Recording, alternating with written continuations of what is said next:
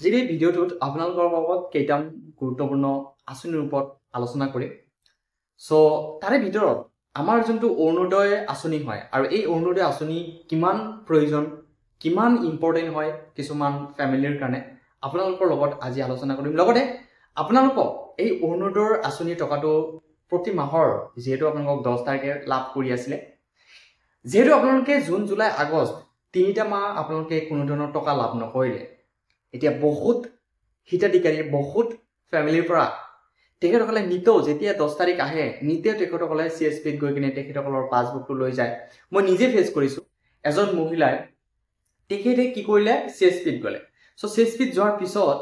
তেওঁ নিজৰ পাছবুকটো দেখুৱালে। পাছবুকটো দেখুৱাৰ পিছত মনত এটা আশা লৈ গৈছিলে যে আমাৰ পাছবুকত হয়তো কি জানি অৰুণোদয় 1250 টকা সোমাব আৰু সেই অৰুণোদয় 1250 টকা লৈ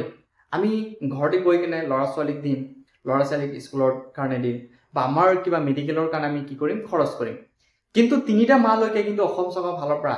এই যোনটো অৰুণোদয় আঁচনি চলাই আছিলে এই অৰুণোদয় টকা কিন্তু কোনো হিতাধিকাৰীয়ে পোৱা নাই। এতিয়া অৰুণোদয় 1.0 পাই আছিলে, অৰুণোদয় 2.0 পাই আছিলে। হঠাৎকে যেতিয়া অৰুণোদয় 3.0 আৰম্ভ কৰিলে তেতিয়া কিন্তু তেখেতসকলে ডিজিটেলাইজেশ্যন প্ৰচেছত গৈ যোনখিনি মহিলাৰ নামটো কিবা মিষ্টেক হৈ আছিলে বা তেখেতসকলৰ বেংকৰ লগত আধাৰ কাৰ্ড লিংক হৈ থকা নাছিলে বা তেখেতসকলৰ ডকুমেন্টছৰ লগত কিছুমান মিছমেচ হৈছিলে, তেনেকুৱা এখন ৰিজন দিলে যে সেই সকল ব্যক্তিৰ কি হ'ল নামটো কৰ্তন কৰা হ'ল। কিন্তু এটা কথা গম পাওক, আপোনালোকে এটা অৱগত হ'ব যে অসম চৰকাৰৰ ফালৰ পৰা কিন্তু প্ৰত্যেক মাহত এখন এখনকৈ ইণ্ডাকশ্যন বেনাৰ কিন্তু মুকলি কৰে আৰু কোৱা হয় যে প্ৰত্যেক মাহৰ 14 তাৰিখত আপোনালোকৰ টকাখিনি লাভ কৰিব বেংক একাউণ্টত। এতিয়া বৃদ্ধ পেঞ্চন হওক বা আপোনালোকক বিধৱা পেঞ্চন হওক বা আপোনালোকৰ অৰুণোদয় টকা হওক বা আপোনালোকক দিব্যাংগ আঁচনিৰ টকা হওক। কিন্তু মই কিন্তু এইটো চেনেলত কেইবাখনো ভিডিঅ' আপলোড কৰিছিলো বা সেই দিনাই ভিডিঅ' আপলোড কৰিছিলো আৰু কমেন্ট সেকশনত মই কমেন্ট কৰিছিলো যে আপোনালোকৰ টকাটো লাভ কৰিছে নেকি। ইয়াৰে ভিতৰত 99% মানুহে কিন্তু এটাই কমেন্ট, আমি 3 মাহলৈকে আমি কোনো ধৰণৰ টকা লাভ নকৰিলো। আপোনালোকক এটা কথা গম পাব, এই 1250 টকা কিছুমান ফ্যামিলিৰ কাৰণে বহুত ডাঙৰ এটা এমাউণ্ট হয়।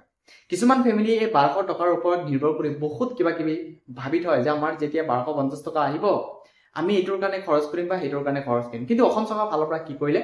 3 মাহলৈকে তেখেতসকলক ভুক্তভোগী কৰাই আছে, কোনো ধৰণৰ টকা দিয়া নাই। বৰঞ্চ তেখেতসকলে 10 তাৰিখৰ আগতে ইণ্ডাকশ্যন বেনাৰ কি কৰে মুকলি কৰে যে আপোনালোকৰ বেংক একাউণ্টটো চেক কৰক। মই এনে যে তেখেতসকলে কি কৰিছে, তেখেতে 10 তাৰিখত যেতিয়া আহিছে 10 তাৰিখত আহিলে নিতেও তেখেতৰ পাছবুকটো লৈ CSP চেণ্টাৰত গৈ কিনে তেখেতৰ পাছবুকটো চেক কৰে। কিন্তু পাছবুক চেক কৰাই বহুত মনত এটা আশা কৰি যে আমি টকাটো লাভ কৰিম চাগে, কাৰণ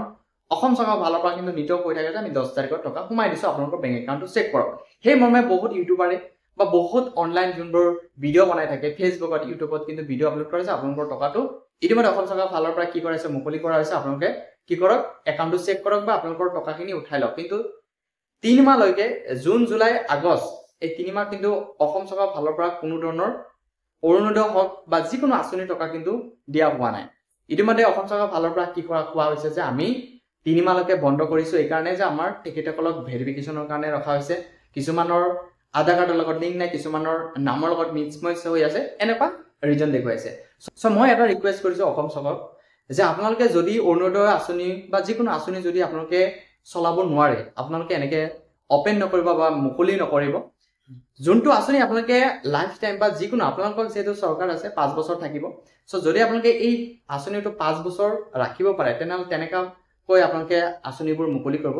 সো এই 3 মাহ ঘপতকে আপোনালোকে 4 মাহ বা ঘপতকে আপোনালোকে 1 মাহ এনেকে বন্ধ কৰি দিলে বহুত ফ্যামিলিত কিন্তু ইম্পেক্ট হয়, বহুত ফ্যামিলিৰ কিন্তু সমস্যা হয়। এতিয়া যেহেতু আপোনালোকে কৈ আছে যে সেপ্টেম্বৰ মাহৰ 17 তাৰিখত যোনখিনি মহিলাই আপোনালোকে অৰুণোদয় 3.0 নতুন হওক বা পুৰণা হওক আবেদন কৰিছিলে বা তেখেতসকলে যদি ডিজিটেলাইজেশ্যন প্ৰচেছত যাব পাৰে তেখেতসকলৰ টকাটো কিন্তু বেংক একাউণ্টত লাগিব। মই এইটোৰ কাৰণে ময়ো এগ্ৰি হয়, কাৰণ বহুত অযোগ্য হিতাধিকাৰী কি হৈছে এই অৰুণোদয় 1.0 অৰুণোদয় 2.0 অৰ্থাৎ অৰুণোদয় 3.0 লৈকে তেখেতসকলে আবেদন কৰিছে। কিন্তু মোৰ মতে আপোনালোকক এই 3 মাহলৈকে হল কৰি ৰাখিব নালাগিছিলে, কাৰণ বহুত ফ্যামিলি কিন্তু এই 1250 টকাৰ ওপৰত নিৰ্ভৰ কৰি আছে। তেখেতসকলৰ ফ্যামিলিৰ যোনবোৰ ল'ৰা ছোৱালী আছে বা তেখেতসকলৰ মেডিকেলৰ এক্সপান কিন্তু এই 1250 টকাৰ পৰাই দি আছে। আপোনালোকে যদি ভাবে যে এইটো এটা সৰু এটা এমাউণ্ট, তেখেতসকলৰ কাৰণে বহুত ডাঙৰ এমাউণ্ট। সো আপোনালোকৰ কি মতামত হয় নিশ্চয় আপোনালোকে কমেন্ট বক্সত জনাব। বাকি যোনখিনি ব্যক্তিয়ে আশা কৰি আছে যে আমাৰ সেপ্টেম্বৰ মাহৰ 10 তাৰিখত আমাৰ বেংক একাউণ্টত অৰুণোদয়ৰ 1250 টকা লাভ কৰিব আপোনালোকে নিশ্চয় আশা নকৰিব কাৰণ কোনো ধৰণৰ পইচা কিন্তু আপোনালোকক সেপ্টেম্বৰ মাহৰটো লাভ নকৰে অসম চৰকাৰৰ ফালৰ পৰা কোৱা হৈছে যে আমি সেপ্টেম্বৰৰ 17 তাৰিখত অৰ্থাৎ যেহেতু এই 17 সেপ্টেম্বৰত ভাৰতৰ প্ৰধানমন্ত্ৰী নৰেন্দ্ৰ মোদী ডাঙৰীয়াৰ জন্মদিন সেই জন্মদিন উপলক্ষে কি কৰিব আমাৰ অসমত অৰুণোদয় 3.0 টো কি কৰিব মুকলি কৰিব আৰু সেই দিনা কিন্তু আপোনালোকৰ টকা লাভ নকৰে অক্টোবৰ মাহৰ পৰা আপোনালোকৰ এই টকাটো পাবলৈ আৰম্ভ কৰিব যেহেতু আগৰ পৰা আপোনালোকে 10 তাৰিখত টকা পাই আছে আপোনালোকে এতিয়াৰ পৰা 14 তাৰিখত প্ৰত্যেক মাহৰ 14 তাৰিখত আপোনালোকৰ টকাটো লাভ কৰিব যোনখিনিয়ে অৰুণোদয় 3.0 সঁচাকৈ এজন যোগ্য হিতাধিকাৰী হয় সো যোগ্য হিতাধিকাৰী হোৱাৰ কাৰণে আপোনালোকে আকৌ আবেদন কৰিব লাগিব আবেদন কৰাৰ সময়ত আপোনালোকে প্ৰয়োজনীয় নথিপত্ৰ দিব লাগিব নথিপত্ৰৰ ভিতৰত আপোনালোকৰ পেন কাৰ্ড থকাটো বাধ্যতামূলক আধাৰ কাৰ্ড থকাটো বাধ্যতামূলক লগতে আপোনালোকৰ আধাৰ কাৰ্ডৰ লগত বেংক পাছবুকৰ লগত লিংক হৈ থকাটো বাধ্যতামূলক লগতে আপোনালোকে কোনটো ডিস্ট্ৰিক্টৰ আছে সেই ডিস্ট্ৰিক্টৰ এটা প্ৰুফ দিব লাগিব কোনটো এৰিয়াৰ আছে গাঁও প্ৰধানৰ সাৰ্টিফিকেট লাগিব এইখিনি যাৱতীয় নথিপত্ৰ দিলে একেবাৰে মিনিমাম এখন ডকুমেন্টস দিলে আপোনালোকৰ অৰুণোদয়ৰ নামটো অন্তৰ্ভুক্ত হ'ব পাৰিব সো এনেকৈ যদি এতিয়াও যদি আপোনালোকে আবেদন কৰা নাই বহুত সময় আছে অতি সোনকালে আপোনালোকৰ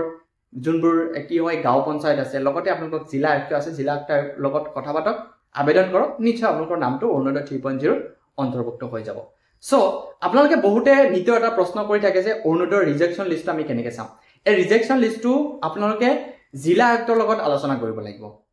জিলা আয়ুক্তৰ ফালৰ পৰা কি কৰা হৈছে অৰুণোদয়ৰ ৰিজেকশ্যন লিষ্টটো প্ৰকাশ কৰিছে সো তেখেতসকলে গাঁও পঞ্চায়তত গাঁৱে গাঁৱে দি থৈছে সো আপোনালোকে তাতে কণ্টেক্ট কৰিব নিশ্চয় লাভ কৰিব সো এনেকুৱা সৰু ভিডিঅ'টো ভাল লাগিলে চেনেলটো সাবস্ক্ৰাইব কৰিব বেল আইকনটো অল কৰি দিব যাতে এনেকুৱা ইনফৰমেটিভ ভিডিঅ' আপোনালোকে অতি সোনকালে